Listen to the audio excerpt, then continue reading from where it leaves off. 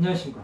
오늘은 마태복음 27장 3절에서 5절의 말씀으로 유다가 목매어 죽음 첫 번째라는 제목으로 하나님의 말씀을 나누고자 합니다.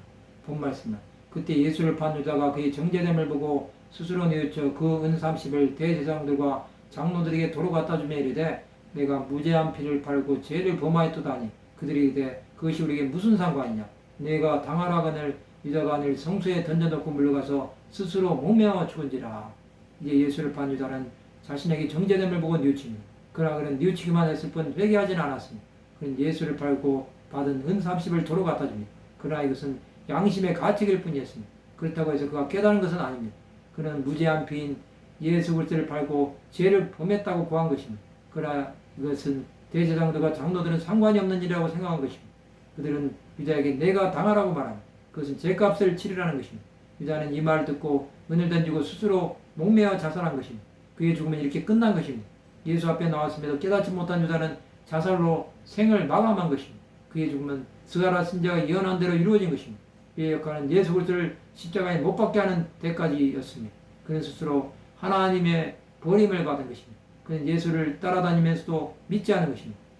그는 하나님의 일보다는 사람 일에 관심이 더 많았습니다. 그는 죽음이 자신을 지배하고 있음도 깨닫지 못했습니다. 유다는 자신이 무엇을 위해서 태어난 자인지도 알지 못한 것입니다. 예수께서는 그에게 차라리 나지 아니하였다면 제게 좋을 뻔하였도다 말씀하셨습니다. 그는 하나님의 뜻이 아닌 사탄의 계략에 넘어간 것입니다. 그러나 결과적으로 하나님의 허락하심이 없이는 이 모든 일은 이루어지지 않았습니다. 우리는 하나님의 뜻보다는 사람의 마음대로 움직이는 자입니다.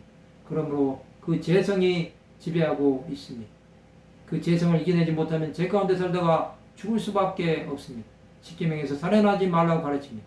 이 살인 가운데 자살도 포함되는 것입니다. 수많은 사람이 자신을 이기지 못해 자살합니다. 이것은 하나님의 뜻과는 정반대의 결과를 낳는 것입니다.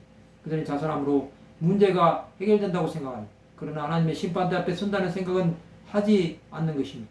하나님 앞에 서게 되면 자살한 사람들은 그 일로 심판을 받게 될 것입니다. 그때는 피할 길도 없습니다. 자신과 싸움에서 이기지 못하고 자살한 결과는 영원한 형벌에 떨어질 뿐입니다. 유다는 이 길을 택했고 그는 구원과 상관이 없는 사람이 되어버렸습니다. 그는 예수를 판 죄를 영원히 지게 된 것입니다. 우리는 이러한 죄에 빠지지 말아야 합니다. 하나님의 구원이 있음을 믿고 끝까지 생명을 다해 헌신해야 합니다. 말씀을 마치고자 합니다. 예수를 믿지 못하고 판 죄우를 깨달아 끝까지 그를 믿음으로 하나님께 나가는 하나님의 백성들이 되시기를 주님의 이름으로 축원합니다.